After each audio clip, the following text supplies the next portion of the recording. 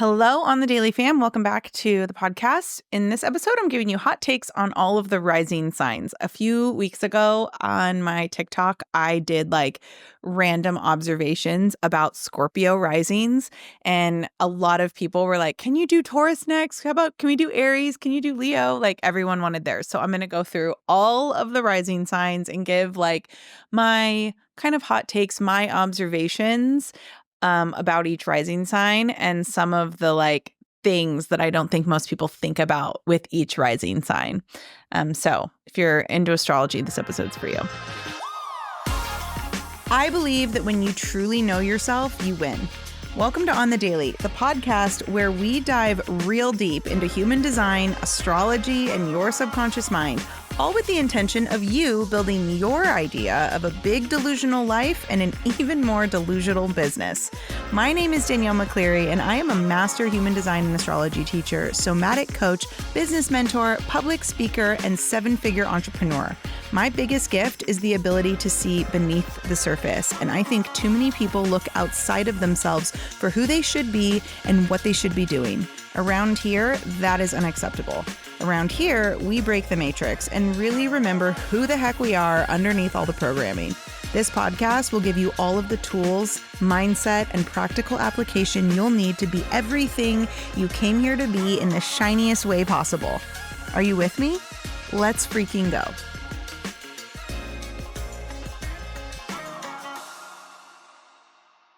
Before we get into this episode, I have to tell you that we are in the middle. We are almost finished with our Black Friday deal, our Black Friday sale, our Black Friday window, whatever you want to call it.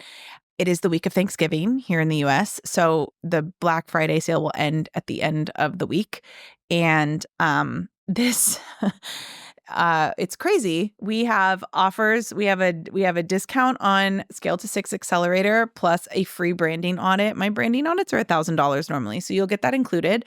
Plus, you'll get a discount on your first month if you join us before the end of the week. Also, this is the last month to join Scale to 6 Accelerator and be included in the Austin in-person event that we're going to be doing in February. So if you join next month, that's fine, but it won't be included. You'll have to pay to come to the in-person event, the retreat, whatever you want to call it, in February in Austin. And if you join before the end of November, you will get that included. It'll be part of your thing. Plus you'll get a discount. Plus you'll get the free branding audit. So that is one option for Black Friday. The second option for Black Friday is the Break the Matrix Costa Rica bundle is alive and well. It is the only time you're going to be able to bundle the Costa Rica retreat, which will happen next October, with the course for half off, as well as a free human design astrology reading with me, which are normally $1,500. So the value is insane. The price is depending on which room you choose, because we have a lot of different room options for Costa Rica. And so depending on which room option will affect your price, will decide your price. But the course itself is half off, and the reading, which is $1,500, is free. So right there's it's almost, I think, at the very least, you're getting a $3,500 savings for Black Friday, which is bananas. And again, that only goes for another few days. And so if you have any questions about that, you can come ask me on Instagram, Danielle_on the daily. Happy to answer any questions you have. Let's get into this episode. Okay, so the rising signs. Let's talk about them, because I did one, like I said, I did on TikTok a few weeks ago. I did my hot takes on on Scorpio rising, because I'm a Scorpio rising, things you may not think about, but it kind of started a feeding frenzy, and now everybody wants to know about their rising sign. So I figured I would just give you a whole episode about it. Okay, so let's start with Aries rising. My observation about Aries risings is everybody assumes that an Aries rising is the brave one, the direct one, the kind of an asshole, a little bit hard-headed, a little bit thick, thick. But the thing about an Aries rising is y'all are actually the biggest gummy bears that exist. And you're actually low key, maybe even high key, very usually very addicted to outside validation and very concerned with people's approval of you. And it makes you this like, I mean, it's a very, it's like a very soft energy. And I think a lot of Aries risings pretend not to care about anything, but you do really thrive on applause and you do thrive on admiration. And I think that that's something that a lot of Aries risings really need to like own, because I think the more an Aries rising pretends that they don't care about those things, the more unrelatable and the more they like repel people, where the more an Aries rising can just like own the fact that like they actually really like when people cheer for them and they really like being recognized for what they're good at, and that they, you know, their feelings get hurt. I think they're actually like, it makes you more relatable. And I think there's this like, obviously it's a fire sign, so you have this fiery independence about you as an Aries rising, but they also want people to lead. They don't want to lead all the time. And that's something I relate to a lot as a predominantly fire. Like my chart is predominantly fire. And I really resonate with Aries risings when they kind of get to the place where they're like, I don't want to lead all the time. Like I can be a leader and I'm a great leader and I'm really decisive and I make bold action, but like I don't always want to have to be the one to do that. I think I really love that about an Aries rising. And so Aries risings like really need to like decondition the part of their brain that thinks they always need to be in control, or that showing vulnerability or showing, of wanting to be taken care of, wanting to be held equals weakness. I think the quicker you decondition that part of your brain, the more you're actually going to attract the right people. And obviously it's a rising sign. So it's like, it's how people perceive you. And if people can perceive you from a more authentic place instead of this, like, I have to be in charge, that like, I have to be in charge, I have to make the rules, I have to be the one. I think that energy is great in certain situations, but it can also make you very unrelatable, and not unrelatable in like I'm all for being unrelatable when it comes to my dreams and my goals, but unrelatable in that like people don't ever feel like they know you and they don't ever feel like they can connect with you. I think the way to like really get through that is to acknowledge that you don't want to be in charge all the time, and to also acknowledge that you're actually like a very compassionate, loving human being, and really letting people see that side of you more. Okay, let's do Taurus rising. I like wrote notes for myself so I didn't forget any of the signs, because I've done that. I've skipped one and then people are like, you didn't do Cancer. And I'm like, oh my gosh, I'm so sorry. Okay, so Taurus risings, everyone talks about how like steady a Taurus is and how consistent a Taurus is and how like there's this like stability to a Taurus. But the thing that I think most people don't realize about Tauruses is that like secretly they're all about aesthetics. Like Taurus risings, like y'all just want everything to look good. Like you don't actually necessarily care how it gets done as long as it look good. You're also very, very, very competitive. You really are better at everything that you set your mind to. Like if a Taurus rising decides that they're going to be really good at something, like they're really good at it.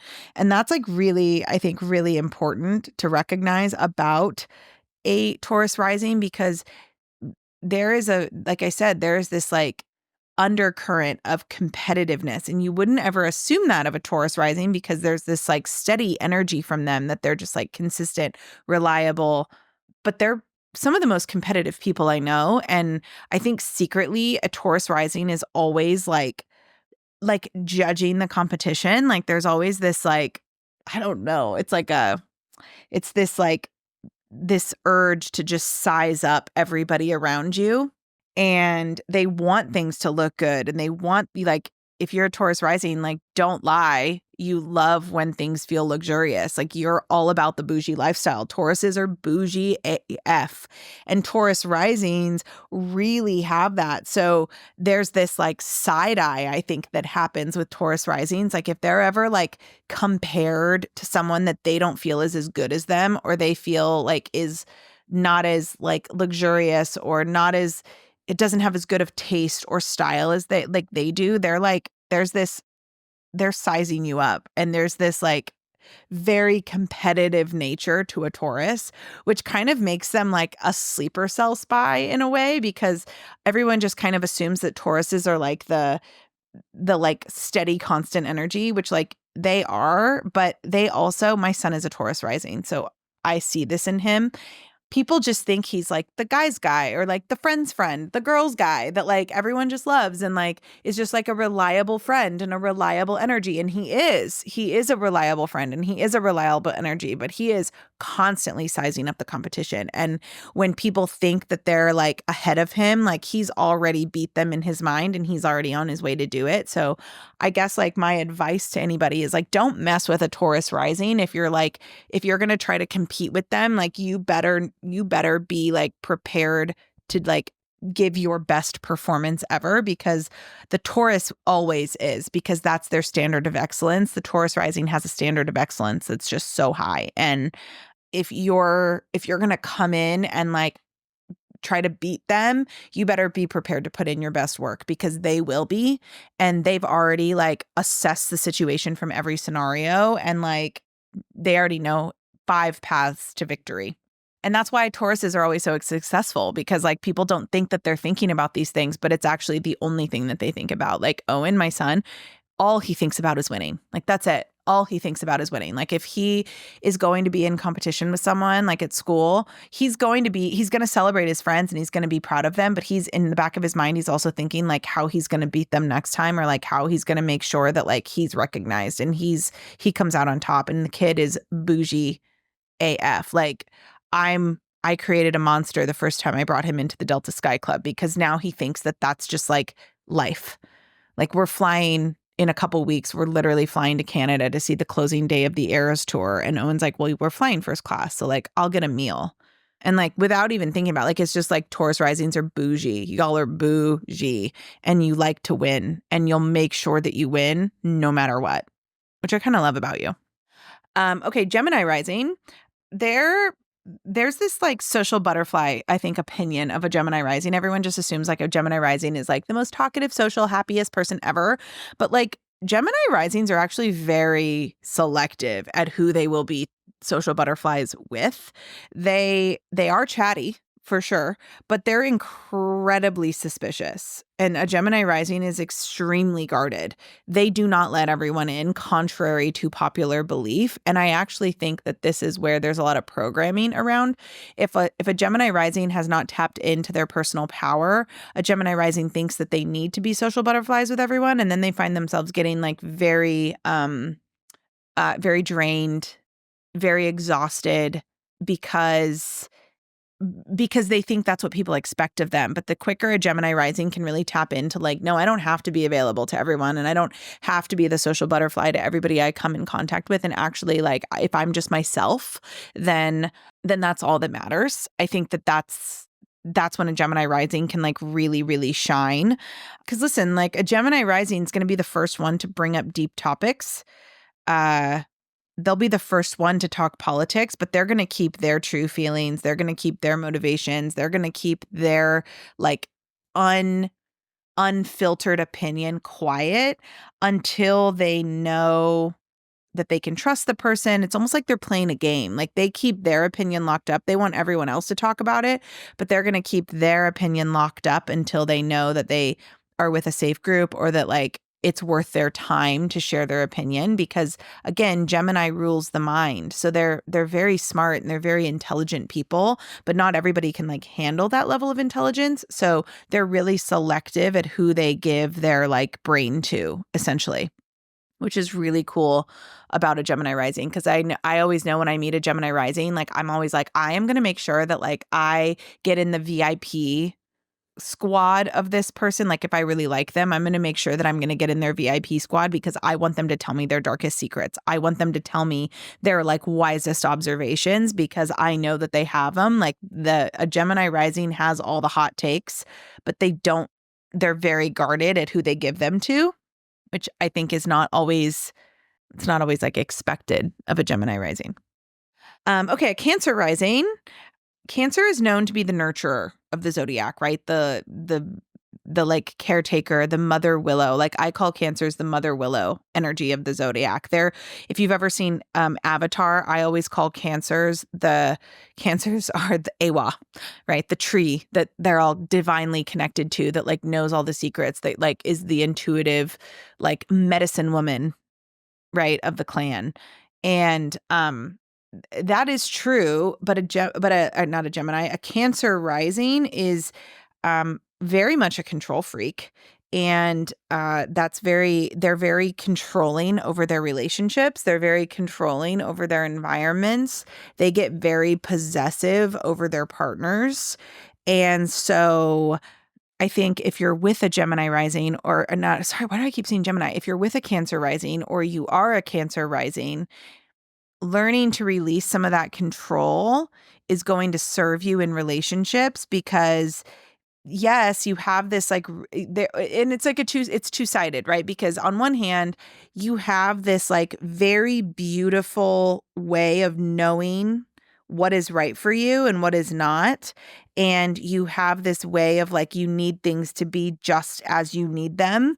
And if anyone messes with your like very carefully curated world, then you kind of turn into like, you get very angsty and you like plot revenge. No one holds a grudge like a Cancer rising.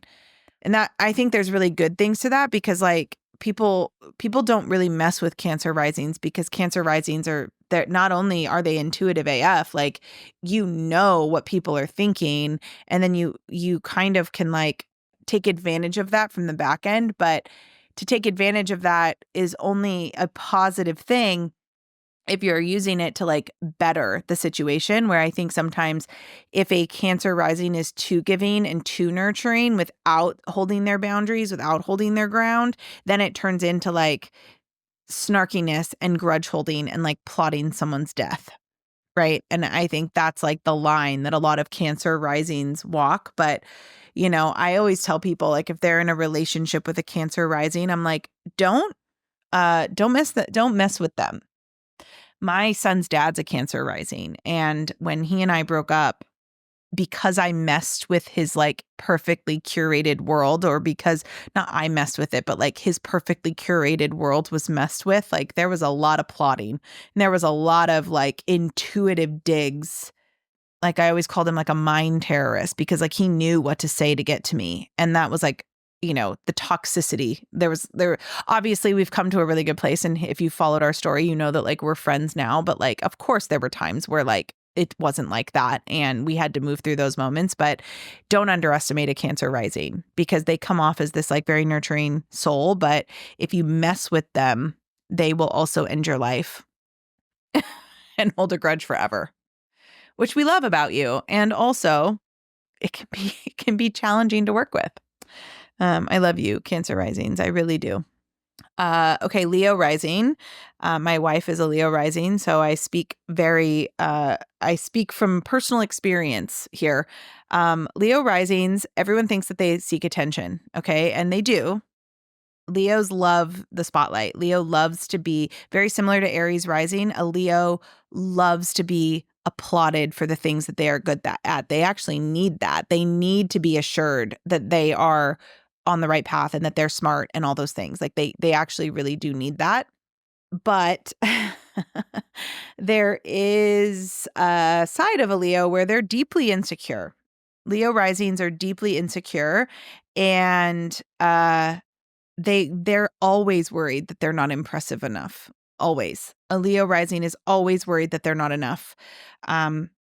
And I think where this comes from, Leo risings, is that you're actually just like terrified of being considered normal. There's this showiness to you and there's this uniqueness to you that like is so important. And it's part of who you are, is your uniqueness and your ability to shine. Right. And so if anyone perceives you as normal or boring, that is like cut to the throat, like stabbed, like shock through the heart, right? Like that's the worst thing that somebody could call you, is like normal. And so you're constantly worried about being normal or not being enough or not doing the most. And I think you'll put on a performance. You're good at performing when you need to, but there is a very hypersensitivity to a Leo rising that even if there's even a hint of being overlooked, it really affects a Leo rising. Leo risings don't want to be pitied, but pity is what they get if they're not allowing themselves to just feel like they're enough. Because here's the thing, Leo risings, you're ruled by the sun. Okay. Your chart, so here's a little history lesson for you about astrology. To find out your chart ruler, everyone wants to talk about sun sign, which like, sure, sun sign's fine. Your sun sign is fine because it's your personality. It's like the most obvious things about you. But if you want to know your chart ruler, you look at your rising sign. Whatever planet rules that sign, that is actually your chart ruler. So, and then from there, you would say like, okay, so for example, like my wife is a Leo rising. Her chart, the sun rules a Leo rising. Her sun sign is Gemini in the what is Gemini in the 11th house. So Gemini is like where her chart ruler is. The 11th house is her chart ruler. So if you want to know your chart ruler, you look at your rising sign and then the planet that rules that sign, and then what house is that planet in for you, and what sign is it for you, and that will tell you your life's purpose. So that was like a total tangent, but just something that I think you need to know about astrology. So for example, like I'm a Scorpio rising, Mars and Pluto rule Scorpio. For me, it's easy because Scorpio is my first house, my rising, but it also is where Mars and Pluto are for me. So my chart rulers are in the same house as that sign, which makes me very deep, and transformation is the name of my game. But anyway, so that being said, Leo rising, your chart ruler is the sun. The sun is shiny. The sun is bright. The sun does not dim for anyone. The sun is always unique. There is nothing like the sun. No one provides the warmth for us that the sun does. Nothing. Not even like, sure, you can go sit in a tanning bed. You can go get like artificial light, but like nothing compares to actual sunlight, right? You have to remember that that's just who you are. You are the sunshine, and you don't have to try. Like the sun has never once tried to prove itself to us. The sun just is. The sun comes up and the sun sets. Every day the sun sets and it rises. It like sets and it falls. Or no, it rises and it falls. Yeah, it rises and it sets. Every single day, the sun does that. And it doesn't try to be anything other than what it is. And we're just like so grateful for it. And there's nothing else like the sun. You have to start treating yourself in the same way, because if you don't do that and you're constantly trying to prove yourself, can you imagine if the sun tried to prove itself? We'd be like, bro, you're the sun. Like, you're good.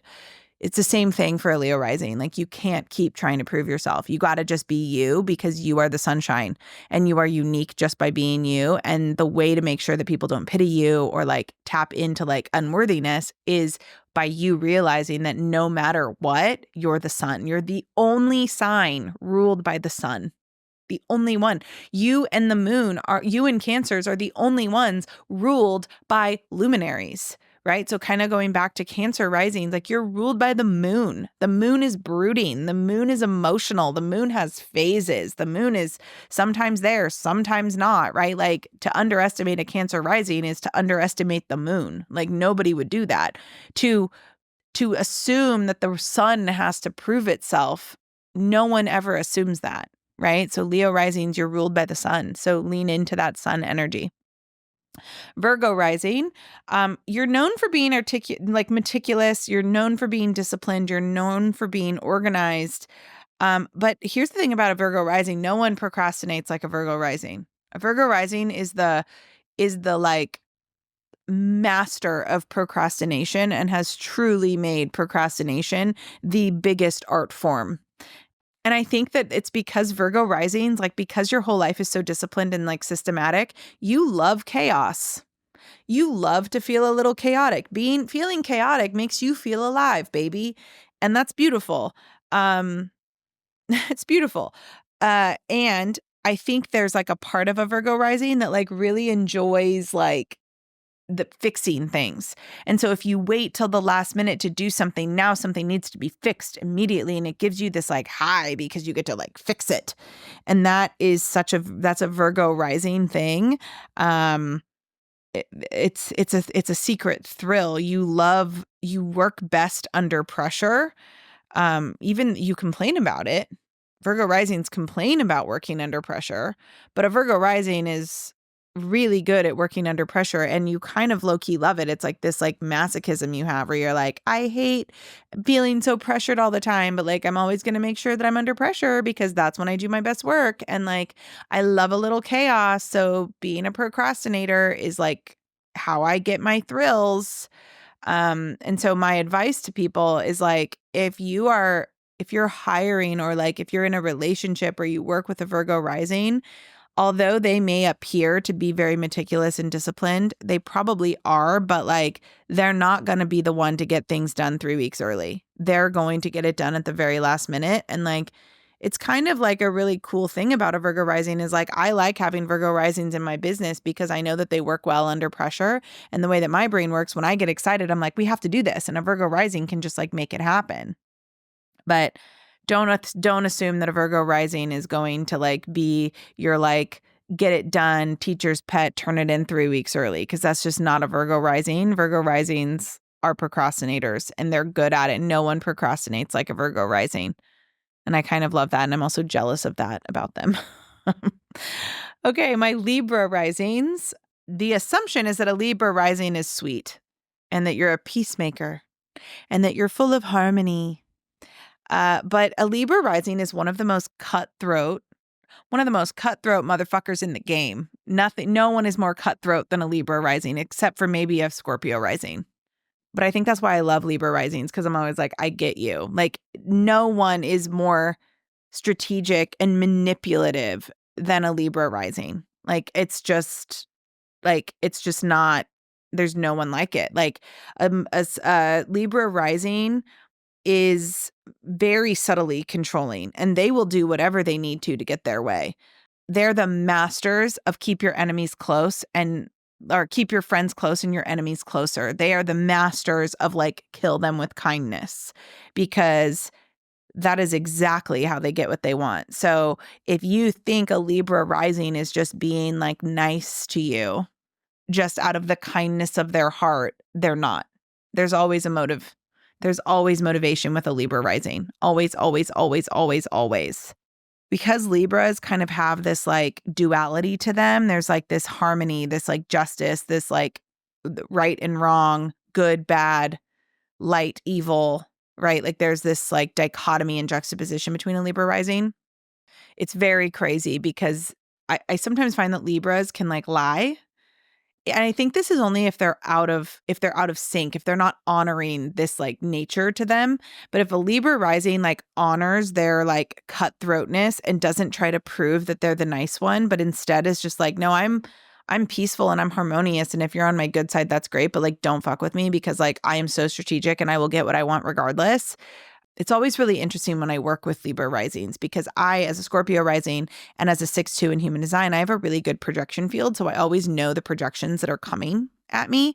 And I've had some Libra risings in the past that like I can tell are like triggered by something I say, and like they just want to get their way. And so I'll see them trying to like manipulate the situation. And I'm always like, no, that's not happening, because like I see right through it. But I also see other people in their life who like fall for it. And none of this is a bad thing. Like, it's why Libra risings are so successful, right? Like, and this is a big underestimate. This is how people underestimate Venus. Venus rules Libra. And Venus, everyone always assumes Venus is like this like goddess of love, just like love and peace and wonderfulness. But like Venus was a goddess and she was a warrior, and Venus would walk across a battlefield of dead people to get what she was, to get her gifts, to get what was owed to her. And I think people underestimate that with Libra risings, is that yes, they're ruled by Venus, but Venus is relentless in getting what she wants. And she's going to get what she wants regardless of how you feel about it. And she'll do whatever she needs to get there, even if it's kill you with kindness. So don't ever take advantage of a Libra's kindness, because there's always a motivation there. And it's what makes them so powerful. It's what makes a Libra so enticing and enchanting. They're an enchantress to the max. You know, and they're next door to Scorpio. So I'm always like, I get a Libra rising. As a Scorpio rising, I get you. Okay, so Scorpio risings. Here's my hot take on Scorpio risings.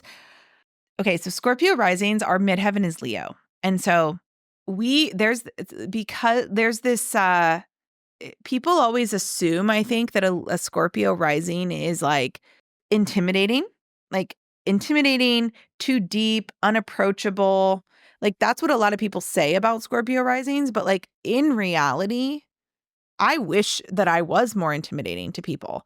I wish that people did stand off a little bit sometimes. But I think because Scorpio risings, like we're ruled by Mars, or we're ruled by we're ruled by Mars and we're ruled by Pluto, and those are like deeply transformative. Like Mars is the planet of war, right? It's a planet of action, and so then Pluto is the planet of death and rebirth. So like Scorpio risings, like we have seen so much death and rebirth in our life that we have transformed and we're very deep people. And so people just like automatically assume, I mean, everybody I meet within 5 minutes, they feel like they tell me their life story. And that's fine most of the time. But like the assumption that a Scorpio rising is like super intense or like mysterious or like standoffish is just not true. Like we wish we could be more standoffish. We wish that people were more intimidated by us, for sure. And I think it's like we want to be secretive. We want to be a little bit mysterious and like what we put out.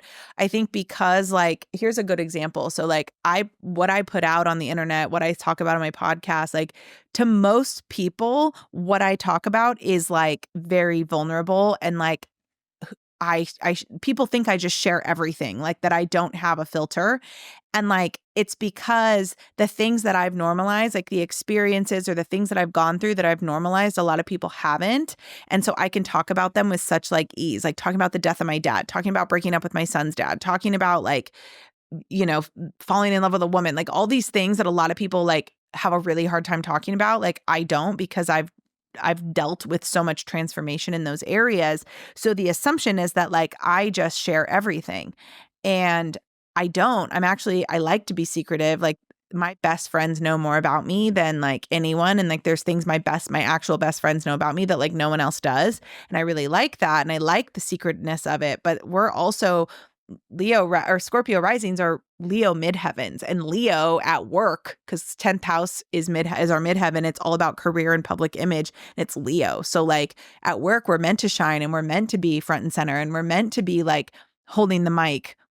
But there's a part of us that kind of wishes that we were more intimidating, that people saw us as like more intimidating. And that is always very interesting to me as being a Scorpio rising. But we're always reading into people. We're always reading into people's intentions and motivations. And I think the other thing too is like we get really, if people don't take us as seriously as we take ourselves, it like really triggers us. And like that's a point of our healing. We have to heal that because we sometimes take ourselves too seriously, I think. Okay, moving on. Sagittarius rising, you're ruled by Jupiter, planet of expansion, planet of luck. So there's this like this opinion of you that you're like so adventurous and you're carefree and like you're always like just expansive mind, but like, and as a Sag sun, I can confirm that this is true about Sag suns too. Like Sag rising, no one judges people like a Sagittarius rising. Like you Sag risings are judgy. It's not going to change your opinion of someone. The thing about a Sag rising is like you will judge people without it changing your opinion of them. Like without you, like you'll be friends with people even though you're judging them. And I love this about a Sag rising because everyone just assumes that like Sag risings are just like carefree, go with the flow, like love everyone, like open inclusivity. And it's true, you are. You're very inclusive. You don't care how other people live their life, but you'll be judging them. Like, and so I think there's this like unbothered thing that comes from a Scorpio or a Sag rising where people are like, oh my gosh, like they're the most inclusive people I know, which like it's true. They are, but don't mistake that as like non-judgy because there's no one more judgy than a Sag rising. And you are a free spirit. But you also can't stand when people don't match your vibe. So like if a Sag rising is like on a high vibe and they walk into a room and there's someone that's like a Debbie Downer, like they're going to let them have their moment, but like they're going to judge the shit out of them. And I think like that's the work of a Sag rising is to like, yeah, judge away, judge all you want. But don't let that like affect your relationships with people because then that's when you start to like repel the energy that you actually do want in your life. because what you focus on grows. So if you focus on the judginess, Jupiter's going to expand the judginess field, and everything is just going to make you feel like, ugh.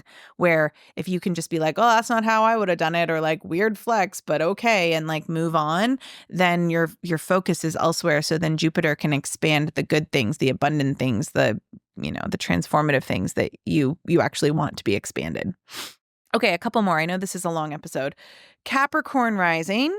People assume that you're really practical and very stoic. I think there's this like assumption and this like reputation of a Cap rising that they're like very stoic creatures. But like, or like just very practical or like can see all sides. But Cap risings are petty as fuck. Like they are petty and they hold grudges like a Cancer. They're sister signs. So they're similar in this, where Capricorn risings will hold a grudge. Like 100%, they will hold a grudge. And the professional demeanor that they present with is really just a mask, I think, often for how seriously they take their legacy. No one cares more about their legacy than a Capricorn rising, than a Capricorn in general, but a Capricorn rising for sure. No one cares more about their legacy.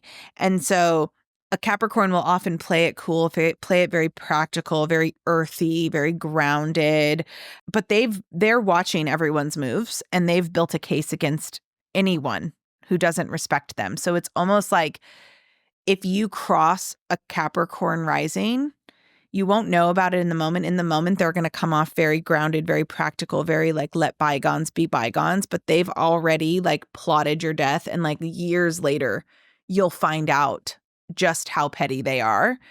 And it's because their legacy is the most important, but it's not.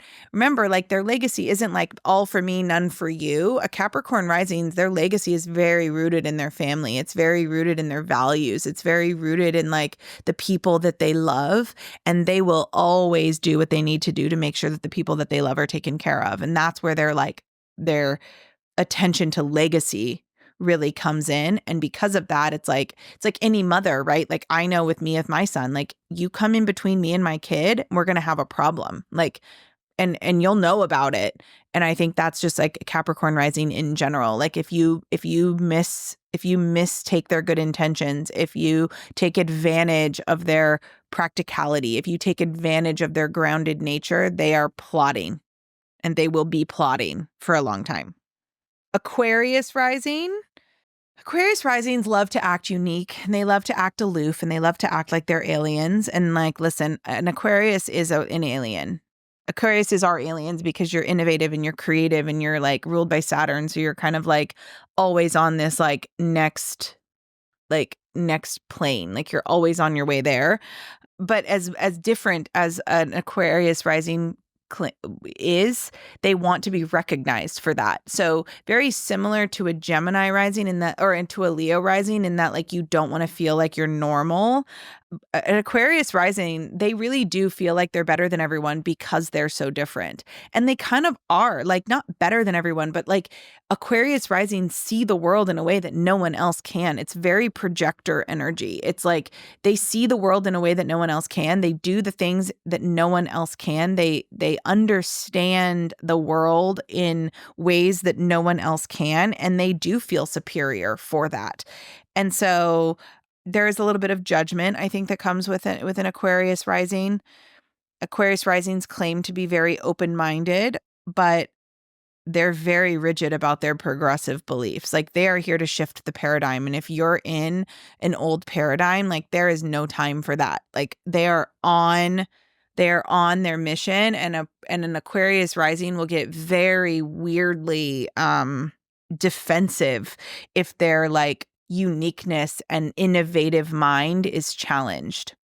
So I think my advice to a Aquarius rising is like, you're innovative just by being you, right? Like you're an alien, and like people love you because you're innovative. You don't always need that approval. You don't always need that confirmation. In fact, if you stop looking for that confirmation, people will always just see that in you, and your gifts of progressiveness and your gifts of innovation and your gifts of shifting the paradigm forward. Aquariuses are here to shift the paradigm. That's what you're here for. And if you can just stay on that mission, then everyone will always see you and value for that without you having to like fight for it or then like get judgmental and brooding when you feel like it's not coming. Because that is one of the most powerful things about you. We love that about you. Okay, finally, Pisces rising, my dreamers. People assume that a Pisces rising is just this like sweet, sensitive Pisces, this dreamy, delusional Pisces. But I would not so fast with that because a Pisces rising can be a master manipulator, like massive manipulator. And they know how, like a Pisces knows how to play the victim to get what they want. Like 100% they do. A Pisces rising is a master at slipping in and out of accountability or hiding true intentions behind a veil of like, I'm so overwhelmed. A Pisces will be like, I'm so overwhelmed and like disappear. But that's how they get what they want. They know how to manipulate a situation. They'll very easily pull out the empathy card when they need to be, or they need to switch off. They'll pull out the manipulation card or they'll pull out the empathy card. And no one ghosts like a Pisces rising. And here's the thing, like if a Pisces rising, if you're dead to a Pisces rising, like, and they ghost you, like there's no point in trying to find them because like they're gone. And because they know how to manipulate a situation, they'll be gone before you realize that they're gone. Pisces risings, I love this. There's a part of this I really love about you because like you do not deal with things that are not aligned with you. Like you are so quick to be like, I'm out. And it's like ruled by Neptune, right? So you're just kind of like, you're in a dream state all the time. And if somebody doesn't align with that dream state or like challenges that dream state, it's very easy for you to like shut off and go cold and ghost. And I think that's a really positive quality. And I wish that more people could switch off like that. The thing I'll warn you about and the thing that I'll remind you of is like, if we set boundaries right up front that like you will not be entertaining low frequency, you're not going to be entertaining like,